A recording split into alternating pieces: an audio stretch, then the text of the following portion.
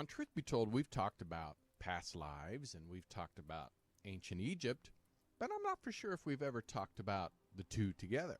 Today we have author Catherine Dees talking about her book, Omm Sety, Egypt, a story of ancient mysteries, secret lives, and the lost history of the pharaohs. It's based on the diaries of Dorothy Eady, but better known as Omm Sety, where as a child she had a tragic accident, died, came back to life, and then remembered her past lives of ancient Egypt.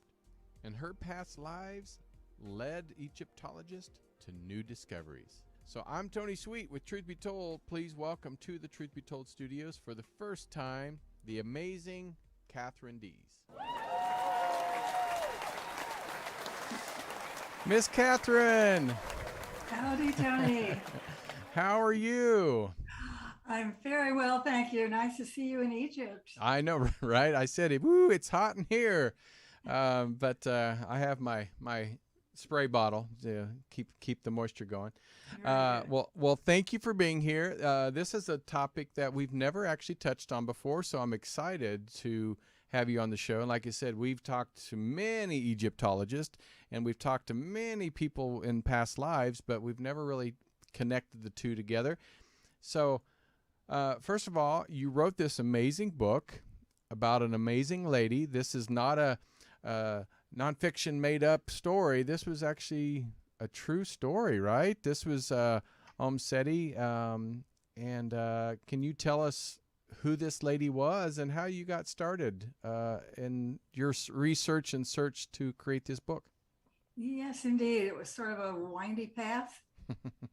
But just to start with Omm Sety, she was, if Omm Sety's story were just about who she was as an Egyptologist, as an extraordinary adventurer in the early to mid to latter part of the 20th century, it would be an incredible story.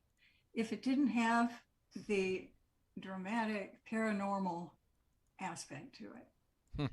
And the two together make her quite a unique character. Right. And as you say, she had an experience when she was a young child. I'll talk about that a little bit later, though.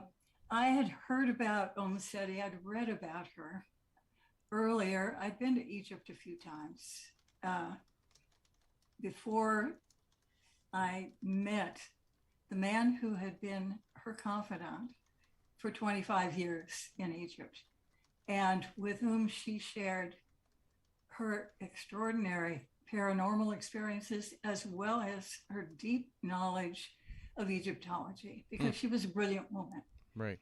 even without that other part. So I had been in Egypt a few years earlier than the time I met my co-author on a project in Alexandria looking for the tomb of Alexander the Great. And it was, by the way, an experiment in psychic archaeology, but that's another story. One evening I was in Egypt. I was at a dinner party in a beautiful apartment overlooking the Nile, and with a group of Egyptian friends. And one of them said, "Oh, you must meet Hani El-Zany. He's the one who knew all about Omm Sety." Well, I had been fascinated by the idea of Omm Sety. I knew something about her. She had died a couple of years before. So I marched up to Hani El-Zany and introduced myself, and we spent the rest of the evening talking.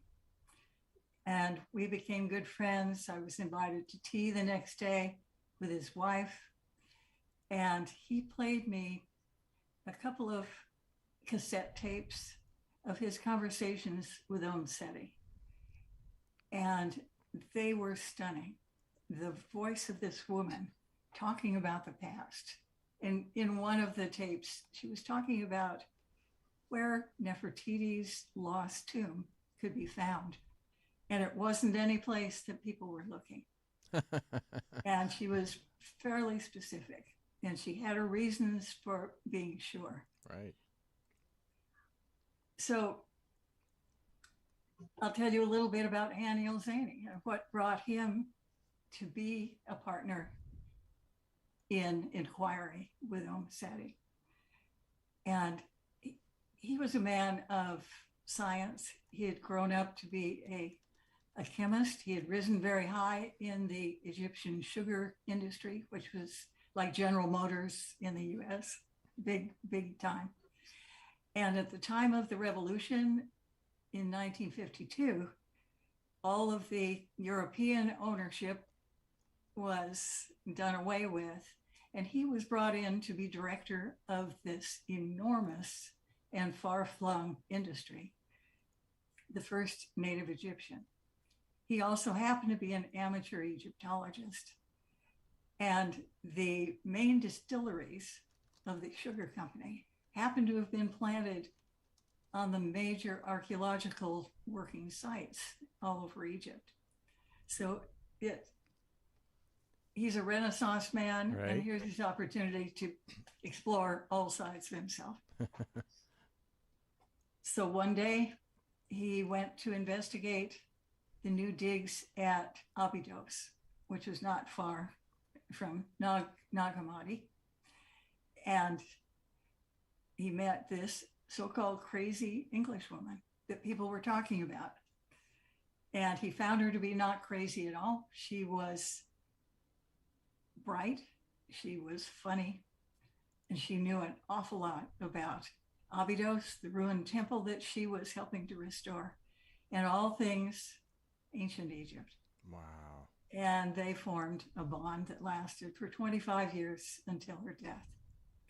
And I was the inheritor later on when Hani asked me if I would join him to write this book, the inheritor of boxes of cassette tapes of their conversations, reams of diary entries, his own personal diaries.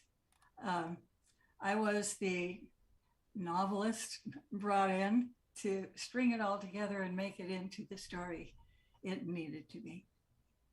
So there I was. Wow. That's amazing how everything just kind of fell into place. Did you feel like this was like a destiny happening? Hani liked the word kesma, yeah, right. Kismet. Yeah. Yeah, he felt that his coming together with Omm Sety and then his and my meeting at the dinner party. Yeah, it was supposed to be. It took a few years for us to get to that, but when it happened, I was ready. Yeah, I'm sure it took a while to get that trust. Well, we had been thinking about writing another book before that about okay. About what you were thinking about, right? The old pharaoh. Yeah. Wow. And what's fascinating, because like I said, we're talking about ancient Egypt, but also with the past lives. Where Omm Sety, do you feel like she was intuitive, not just of the past, but was she very intuitive of the current and future?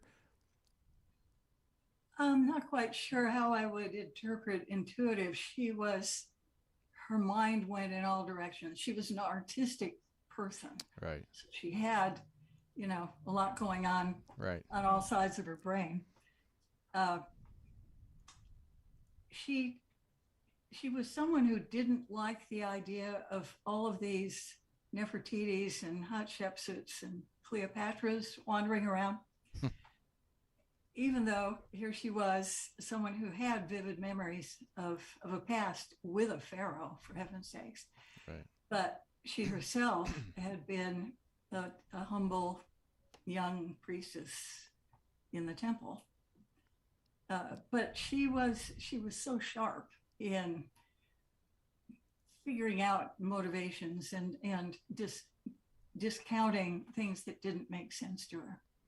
Well, let's go back to where Dorothy Eady had the accident as a child. Do we know, or do you know of before the accident, was she having any type of memories before that, or was it the actual accident that triggered the Apparently, only the accident. She was 3 years old. And could you tell us about that? Could you tell us about what happened? And Yeah, she was living with her parents, who were regular people, not given to anything too bizarre, except that her father was a master tailor, and he had aspirations to be an actor. But anyway, because he said, here we are, we're all Irish. So what else?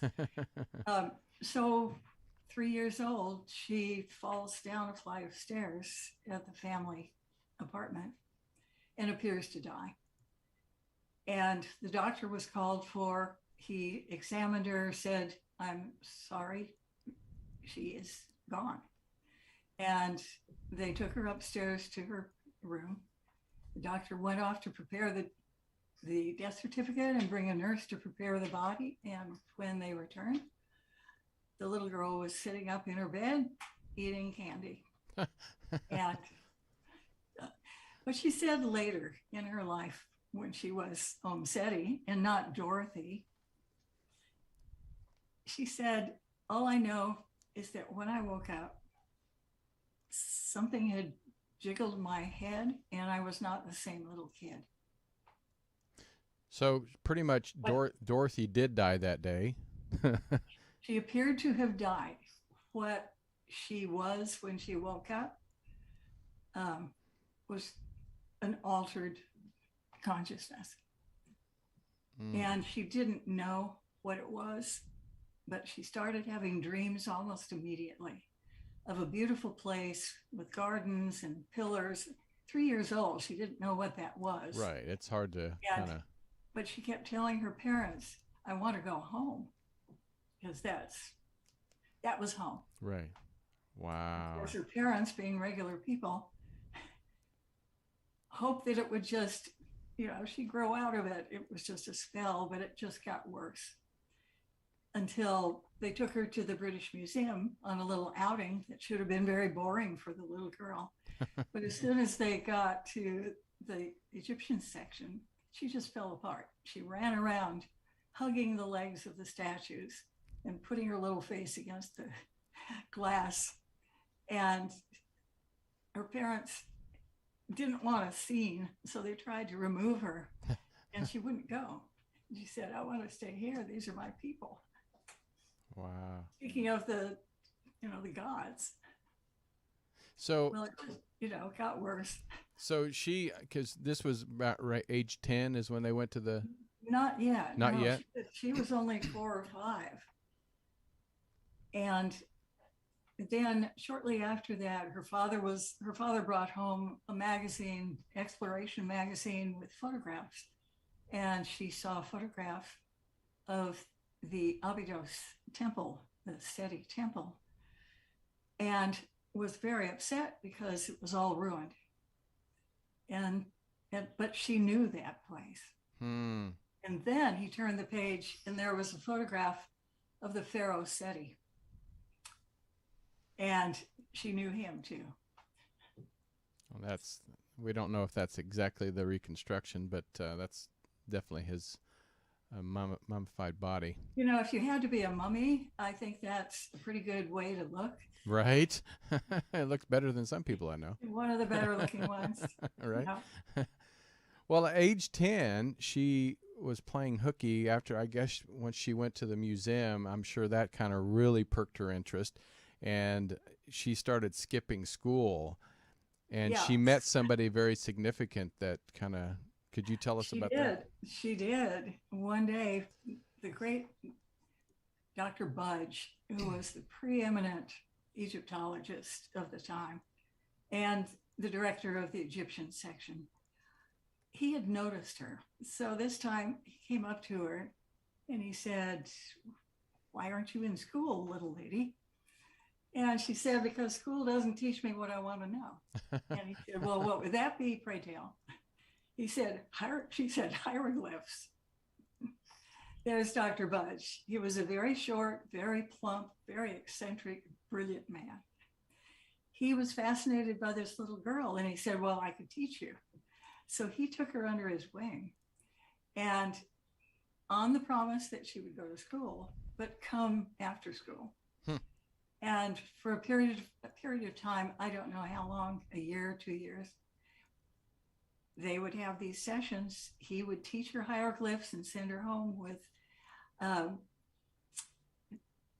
pyramid text hieroglyphs to translate, to copy first, and then to translate. So he was not just teaching her to copy, but to know what it all meant. She was in heaven.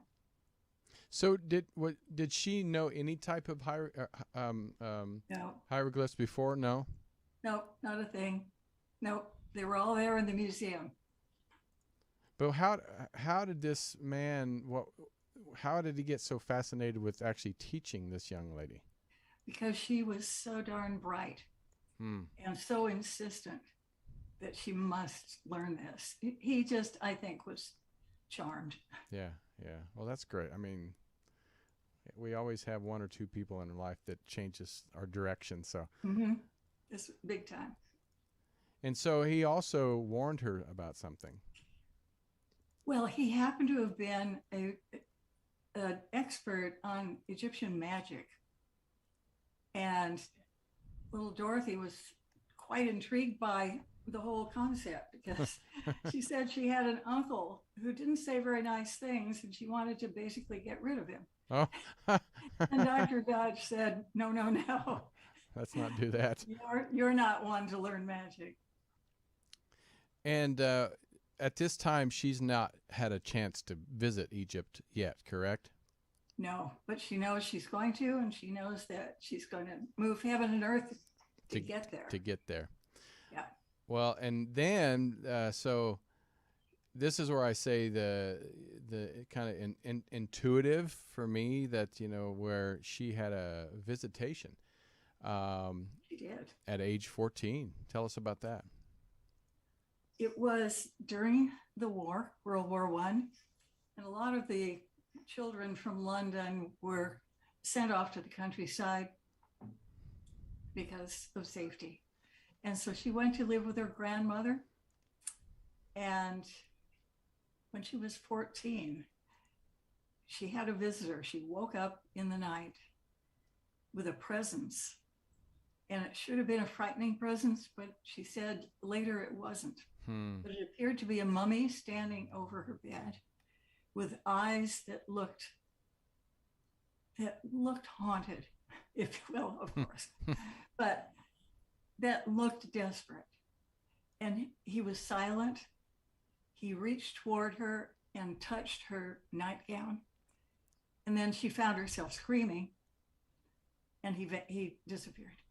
Wow. And her grandmother came in and said, well, what's going on? And how did you tear your nightgown?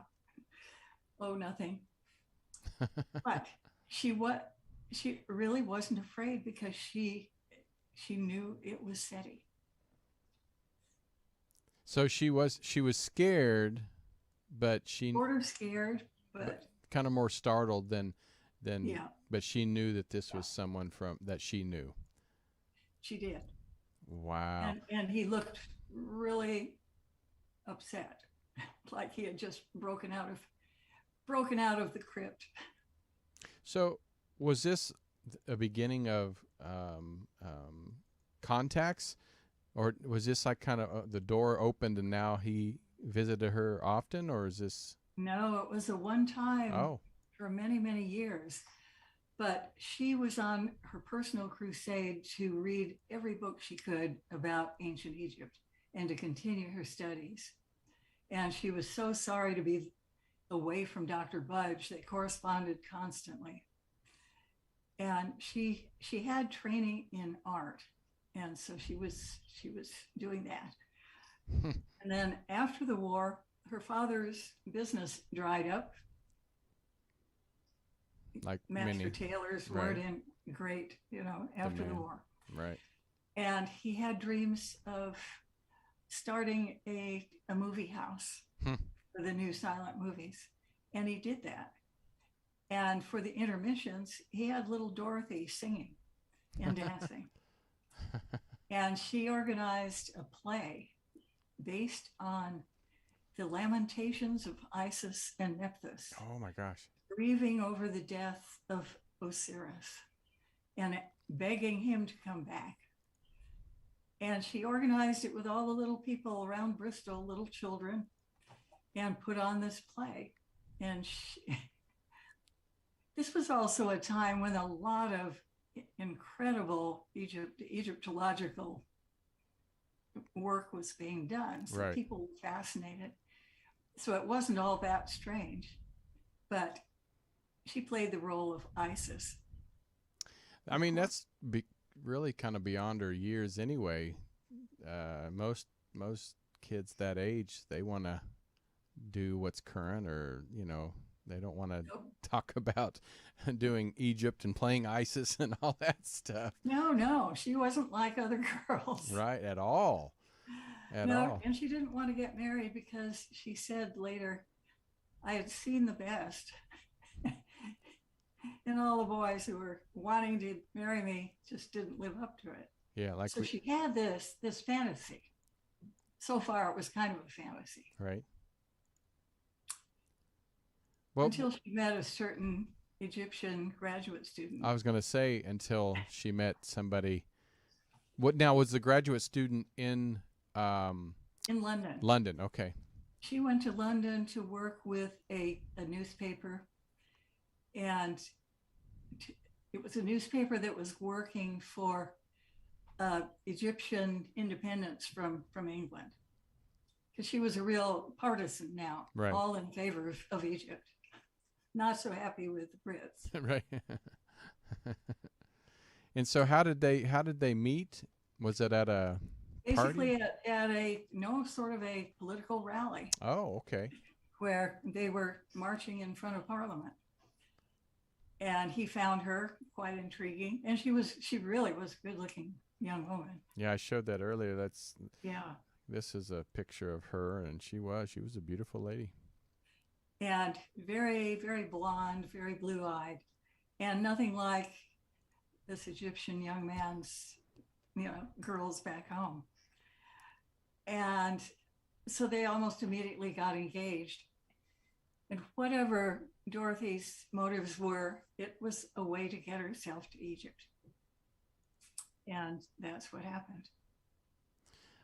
And so did she have children fairly quickly, or did she? Yes. Yeah. She moved in to her in-laws. They were upper middle class Cairo family, very proper, lovely people. Right. And yes, pretty quickly got pregnant.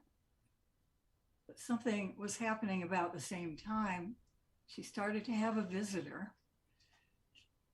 She started to go into kind of a trance state in the middle of the night, night after night, and took dictation from this visitor who was spinning out a story about a sinner, a young woman sinner who was an Isis priestess who had sinned against the gods and must be punished. And her name was Bentreshet. And after a while, Dorothy realized that this was her story. She just knew it. And she had been condemned because she wouldn't confess who she was pregnant by. And you didn't get Isis priestesses pregnant. And it happened to have been the king. And she protected him and wouldn't confess and killed herself. Oh, no. Yeah, not a good story. No. But when she came out of these trances and looked at what she had written, it was in Demotic, which is a type of Egyptian writing that she didn't know about. So she had to go and study Demotic to figure out what it was. And there was this story. Wow. I mean, she had to be a bright lady to learn all this. She was carrying an awful lot on her shoulders. Right. Right. So she, in her previous life, she was a priestess. She had been the daughter of a humble village soldier who was away quite a bit. Her mother had been a fruit seller, vegetable seller, and had died. And the Mm. soldier took her to the care of the local temple, which was being built and being built by the pharaoh. And she was 14. And he caught sight of her one day in the gardens of the temple. And that was it. that was it. But Omm Sety defended him. I mean, our Omm Sety today. She said it was not such an unusual arrangement for a 14-year-old girl to be married off or to have caught the eye of a powerful man. That was accepted, but it wasn't accepted because she was the priestess. Uh, and how did back then? How do they become a priestess? Um, if You were she was given to the. I'm sure there were many ways to do it, but for a village girl, often the family will consecrate you to the goddess or the temple, got it. and then undergo training to participate in the beautiful pageantry, all the ceremonials. It almost sounds like in some ways. I don't hope the comparison's not too off, but like a nun. Oh, very, Yeah. very. No, Yeah. no, you were married Yeah. to the god figure Yeah. or the goddess. Wow. So it's just a And different her name. training was to play the role of Isis Mm. in the great festivals. Wow. Yeah. And so she was in the former life. She was in love with Seti, Oh, absolutely. and so And it just carried apparently on. he with her. Yeah, and so it just carried on with her in this life. And then she ended up having a son. And what did she name it? Guess what?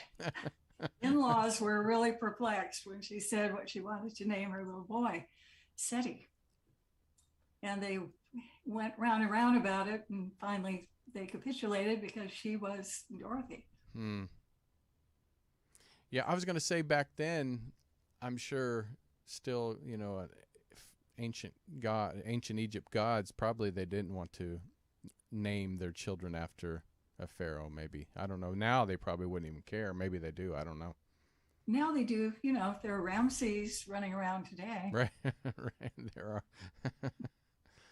Well, that's it. I mean, this story so far is so fascinating, and I can see why this intrigued you to want to even write a book. And before we continue, you said that you had some writings from her diary that I'd love to hear something from. Oh, yes, I do. Because then after that, I want to get into how she led an Egyptologist to some not treasures, Yes. but hidden spaces. Well, jumping forward quite a bit, several things happened, and it's all in the book Omm Sety's Egypt. But Seti eventually gets a dispensation from the powers that be, where he is, which is Amenti, the afterlife, to come and be with her. Not just be with her, but husband and wife, phantom, be with her. And that happened after her divorce, needless to say.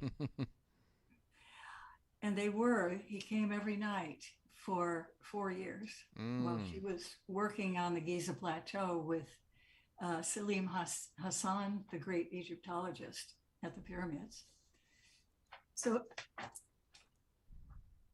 what happened was, after 4 years, she got a job in Abydos, her dream job. She was going back, and now she was going back to make amends for the sins of the past. So here's what happened. Her going back meant that she belonged to the temple again. Oh my God. And she had to be a virgin, or at least virginal. Born again.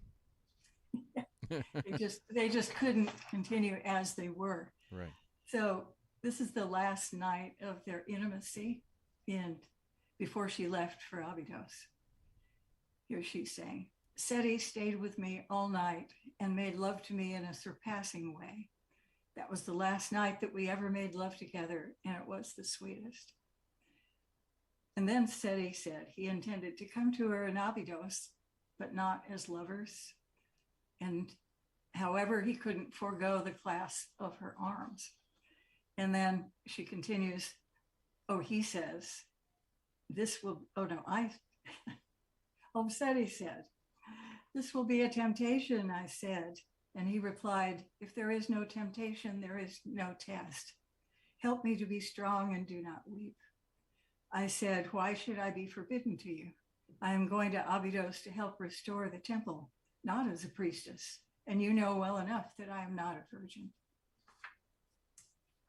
But he said, no, making amends is the only way they were going to be able to be together as husband and wife forever later. Wow. So that set the table for the rest of her years, with him coming at night. Mm-hmm. And they talked about ancient Egypt. She probed for answers to some of the puzzling questions about Egyptology.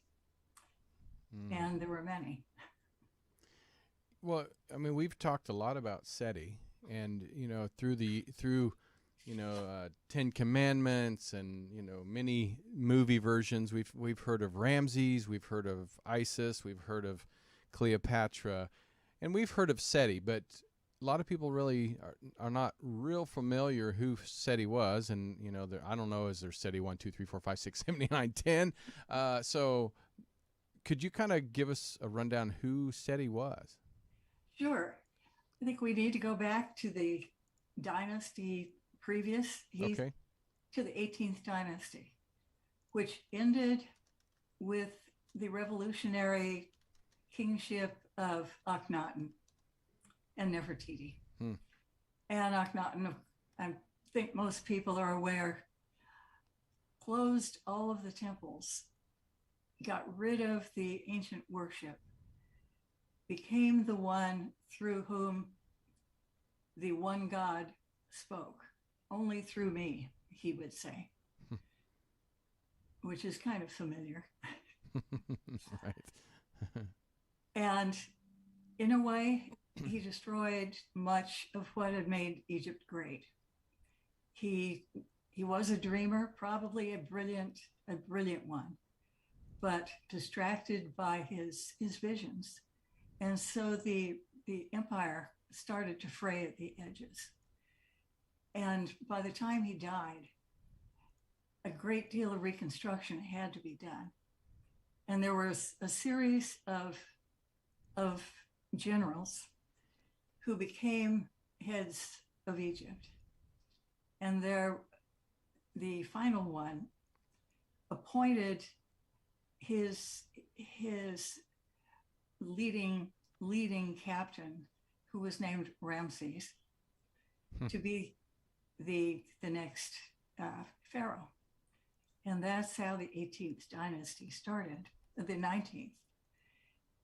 Ramses, who was quite a wonderful soldier, started to pull the kingdom together militarily. There was a great effort to restore the temples and restore the worship, the ancient worship. And Ramses' son was Seti. Seti was a born warrior, a great general. He was also a brilliant psychologist, and he set out to unify the country. He restored many of the great temples, and he built the temple at Abydos, which was dedicated to the 7 major gods, which would bring pilgrims from all over Egypt, because every part of Egypt had its own primary god.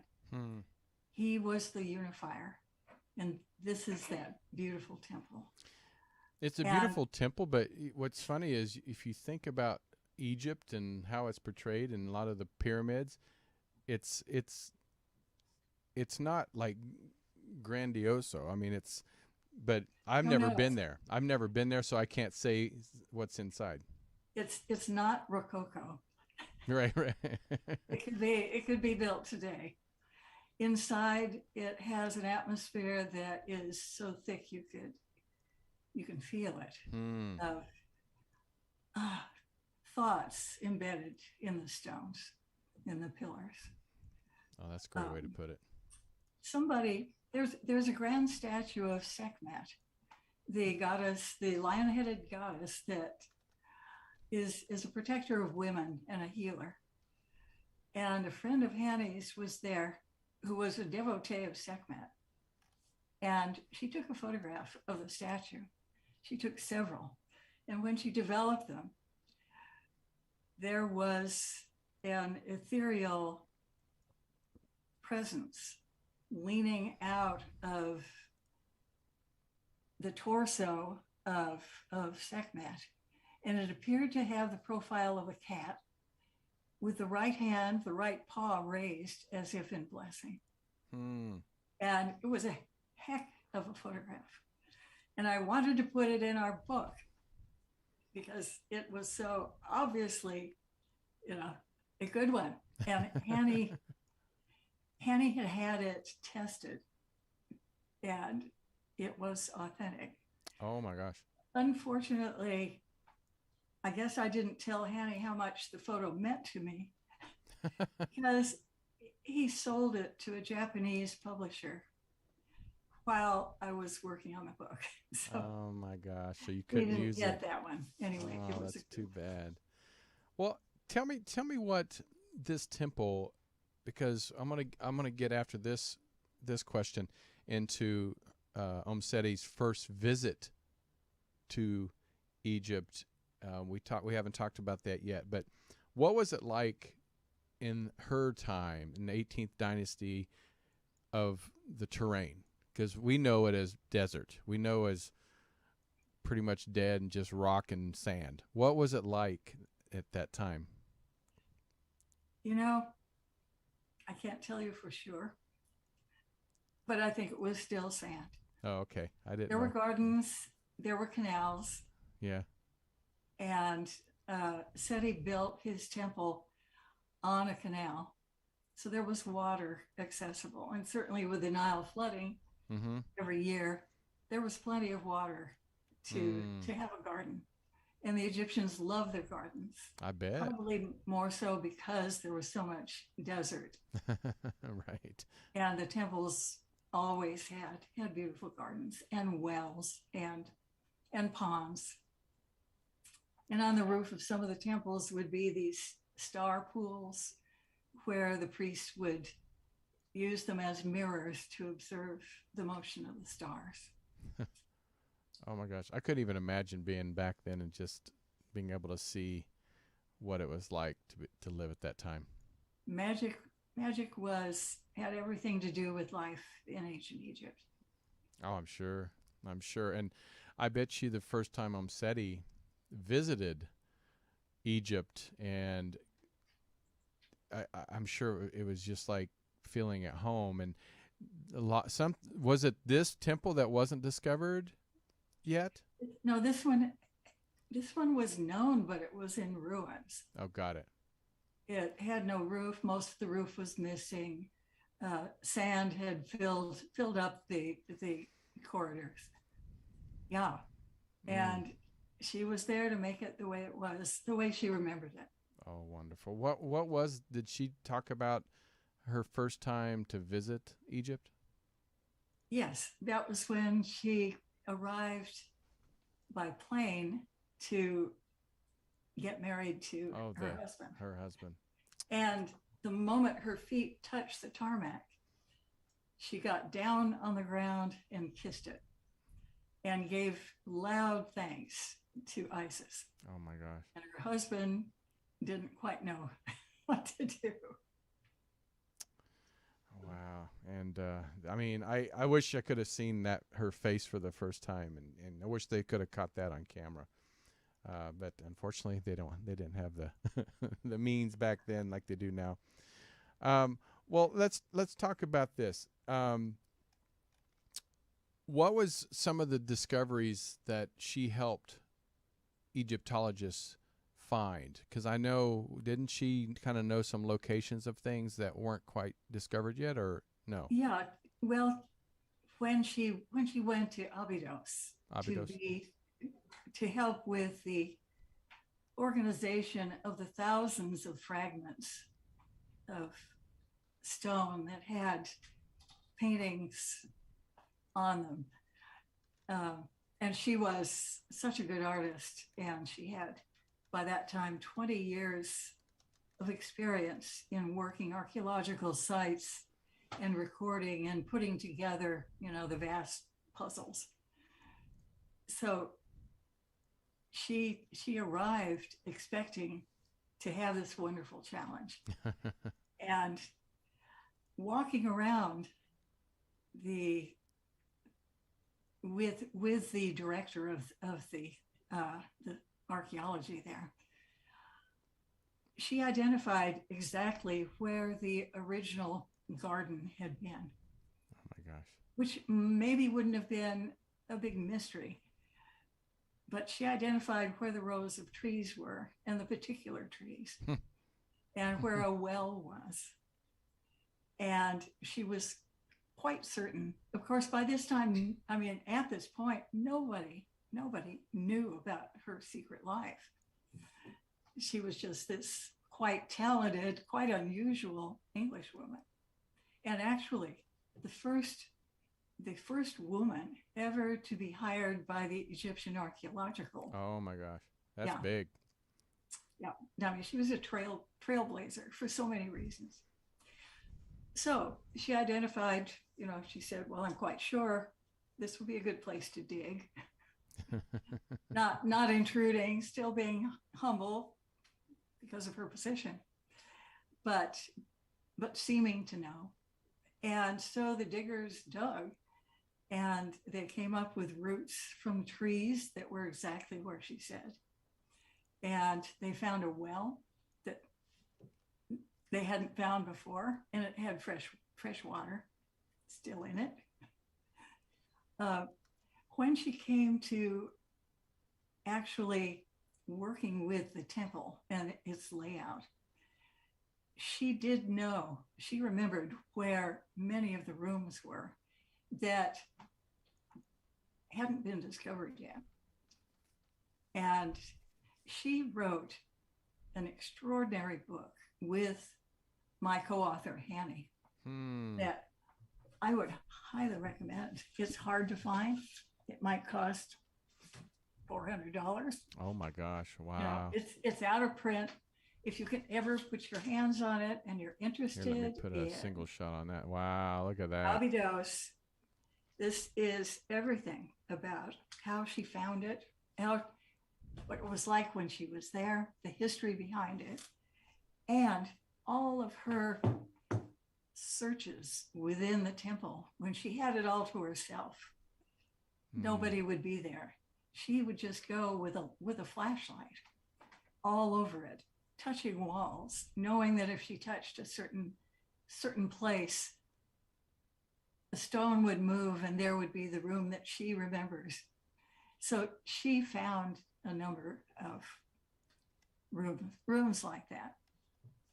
Not only that, she had an extraordinary experience one day of falling down when she was walking on the roof and hearing a grinding sound and the floor opening up and her being rushed down a stone ramp, and then a grinding sound again as the stones above her closed.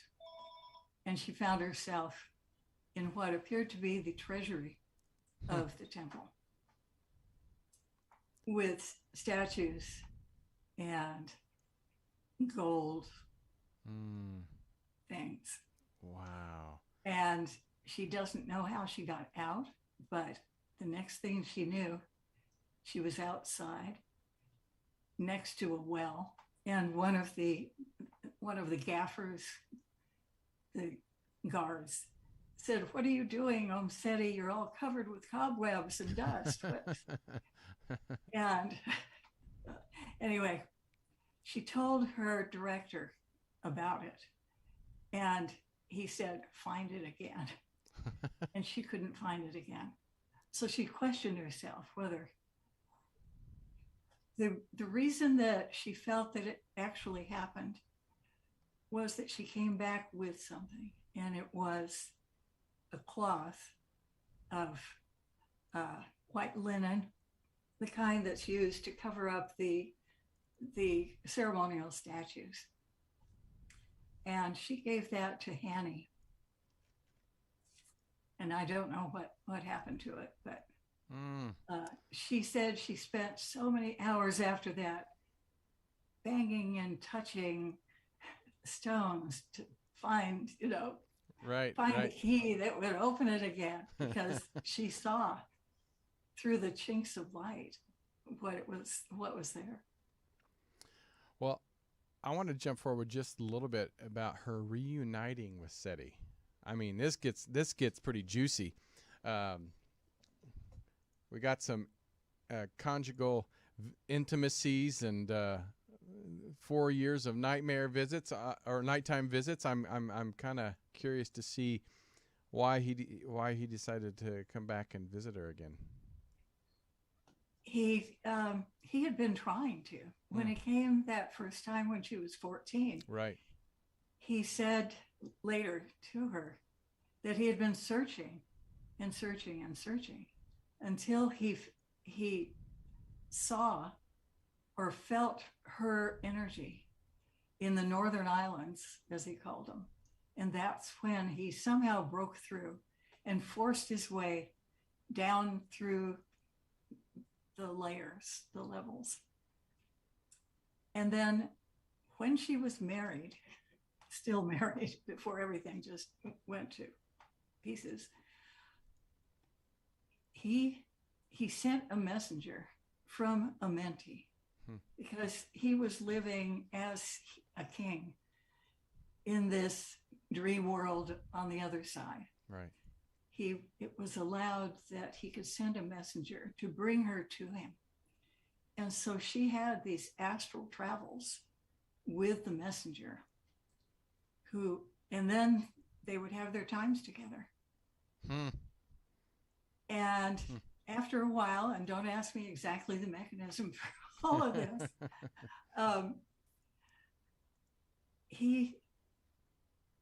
it was allowed that he could come to visit her on the earth plane, but it would involve drawing on her vital force to allow him to do it. And it could only be through her consent. And of course she consented.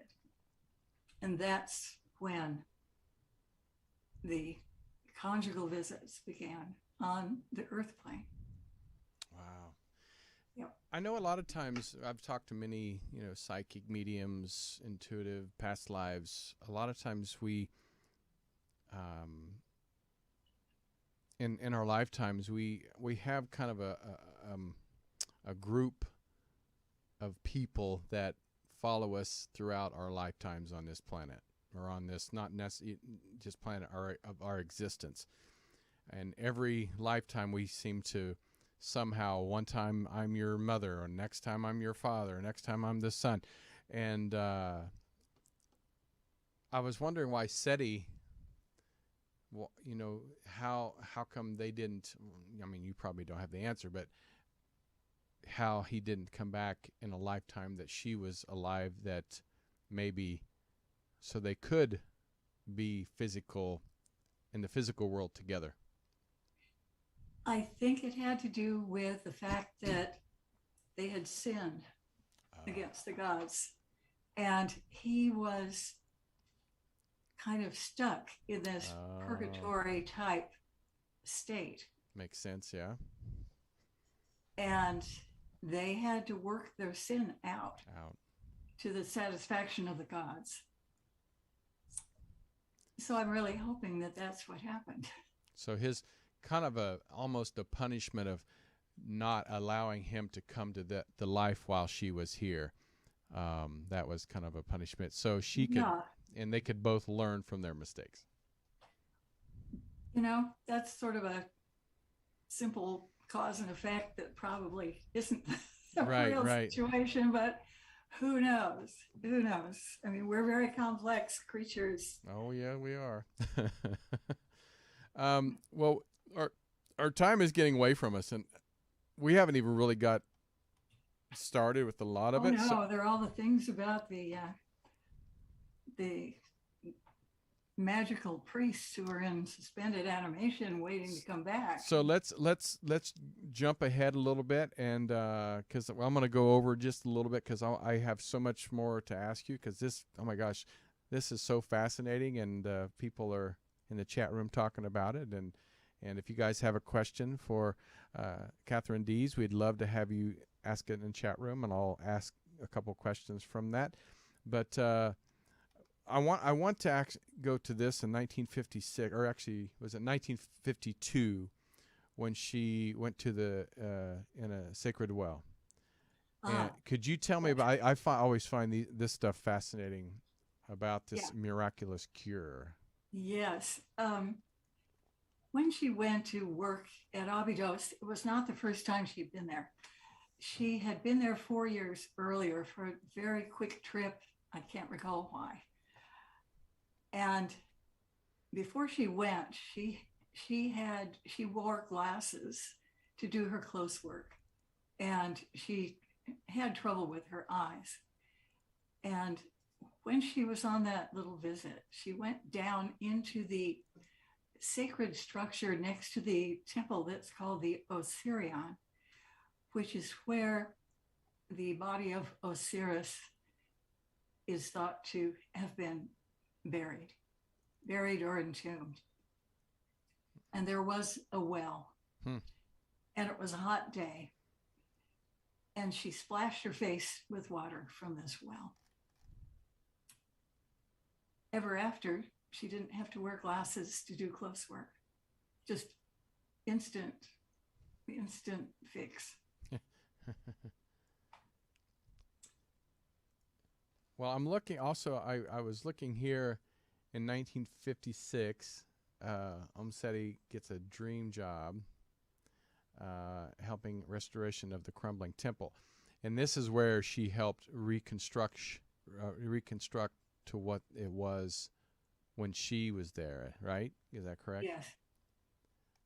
Oh my gosh. All right, so tell me about these the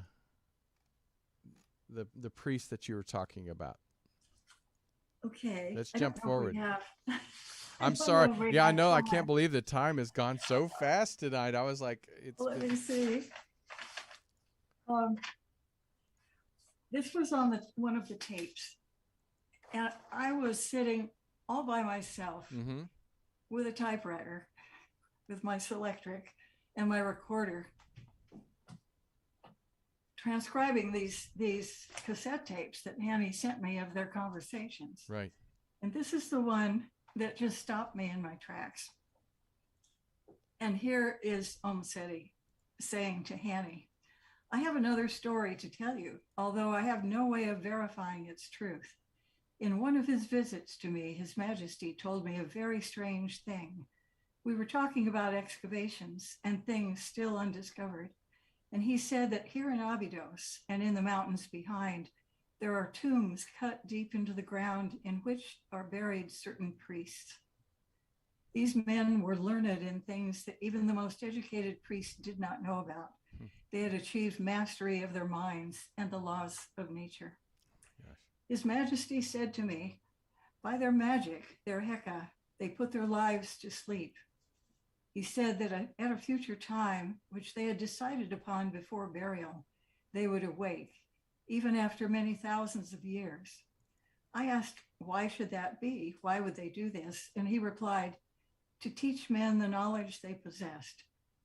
But he said that while most of these priests were good and wise men, some of them were pure evil. That's when the hair stood up on my arms. And I said to him, can this be true? How could they exist so? And he said, I do not know. It is something I was told by a very learned priest in Heliopolis. I asked if he believed it, and he replied that it was difficult to believe, though he knew that some animals were able to sleep through the winter and wake again. If a simple little animal can do this, he said, why not a very knowledgeable priest? That's great. So I don't know if we have some of those priests walking among us, but sometimes it seems like maybe we do. Right. That is great. Well, just actually one or two more questions, but this one, I want to hear about the treasure room that Omm Sety falls into, a hidden room. Well, that's the one where she was walking on the temple roof and fell down and then heard this grinding noise as the stones opened and she dropped and could never find it again. So, and this is where the Sety was telling about an ancient magical book. That needed to be needed to be destroyed. Yes. Yeah. She told Sety about it. And he said, you must try to go down there again, because there is a book written by the old pharaoh Ahmose of the early dynasties. And it's a book of magic. And it must be destroyed because it should never fall into human hands. And she never did find it. She never found it again. Oh, man. Yeah. Well, hopefully, if and when it gets discovered, it falls into hands that won't do evil. Well, there was one more thing, and that was when she was translating the pyramid texts, she felt that she had observed a secret key to unlocking some of the more powerful spells. And I think she told Hanny. And Hanny asked me if such a key existed, what would I suggest he do with it? And without a whole lot of thought, I said I would destroy it. Not being an archaeologist who would say, oh, how could you? But for the good of, for the greater good. Yeah. If there is such a thing, and the Egyptians knew a thing or two about the power of magic, I would honor that and destroy. Let it go. So tell us about Omm Sety's later years. What became of her in her later years and up until the day she crossed over? She retired at, I think, the age of 68 or so. Oh, still young. Yeah, still young, still living in the village, living like a 19th century Egyptian woman among the villagers.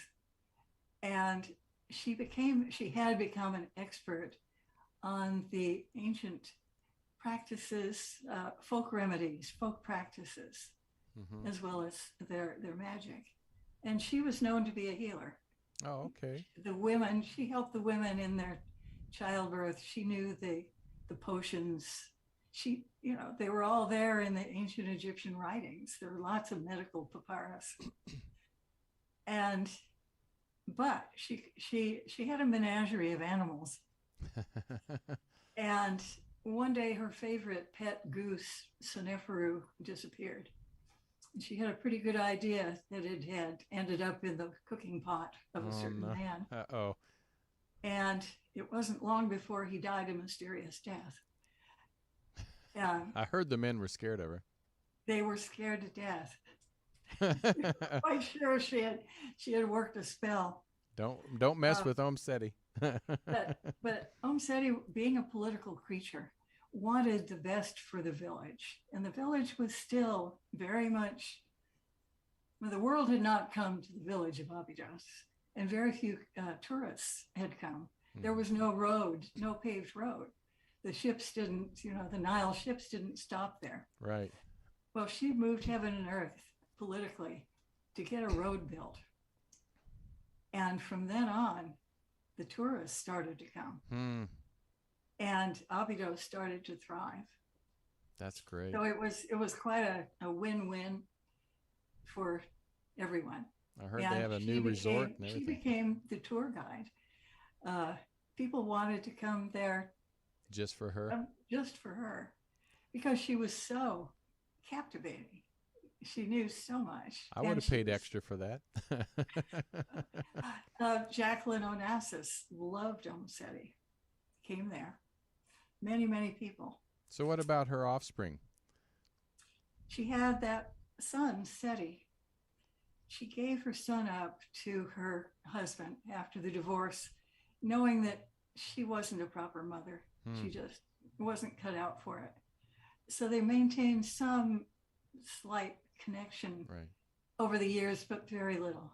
Yeah. And near her death in 1981, but maybe a year before that, her adult son and wife traveled to try to convince her to come and live with them in Kuwait, where they would take care of her. And then she could meet her grandchildren. Oh, that's great. And be with them.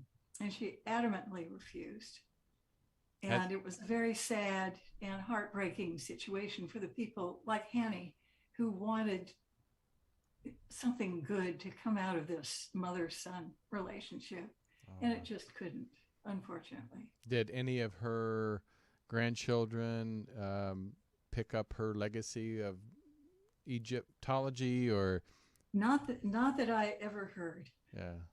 No, but she did befriend a young village boy, and she named him Horus because she thought that he had some special qualities relating to the god. And he became a real champion after she died, and he grew up. And he was partly responsible for creating this new resort, I don't know what you would call it, hotel called the House of Life, that offers spiritual experiences. Oh, wow. And ancient Egyptian forms of healing and tours and things like that. Certainly it benefits the village. And that would have made Omm Sety very happy. I would love to check that out. That sounds like a great hotel to go to. Yeah. And there is a sense that there are a number of people who consider Omm Sety the high priestess who is still overseeing the temple. Hey, she proved she came back. More power to her. I was going to say, proved she came back once, so I'm sure she's up there wherever she's at, guiding everybody else to what needs to get done. So I won't say now. Well, Catherine Dees, how do people find you? Where can they go? I know they can pick your book up pretty much anywhere, Amazon. Where else can they find your book? Independent bookstores, every place, Barnes and Noble. And do you have a website, social media? Not personally, but our publishing house is St. Lynn's Press. St. Lynn's Press. STLYNNS Press. And you can find the book there and lots of other wonderful books. Well, I'm very honored. You're going to have to come back for a part 2 because we still have things to talk about. So I would love to. In the new year, we'll definitely have you back. Like I said, I love your background, and you're just a joy to talk to. And thank you for putting the book together. It's been great, and Happy New Year. Thank you, Tony. You too. It was a real pleasure, and it was fun.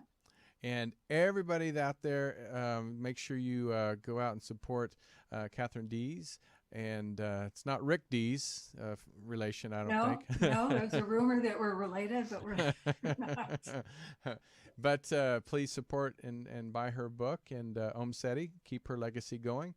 And maybe you guys can all go over to Egypt and visit some of these sites that she helped restore. That would be awesome. I may have one more good trip left in me. There you go. I'm sure you have plenty. But until next time, make sure you tune in on Mondays for Robert Hensley's Minuteman Report. Wednesdays at 3 o'clock for Bonnie Burkert for the Truth Be Told Transformation. And, of course, me every Friday right here on Truth Be Told at 3 o'clock. And go to our website, Truth Be Told Worldwide. Listen to us on YouTube. Subscribe.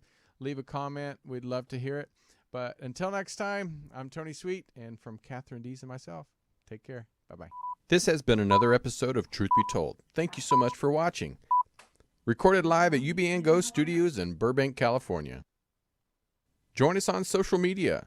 Facebook, Truth Be Told Radio. Instagram, Truth Be Told Paranormal. Go to Truth Be Told Worldwide for more information on upcoming shows.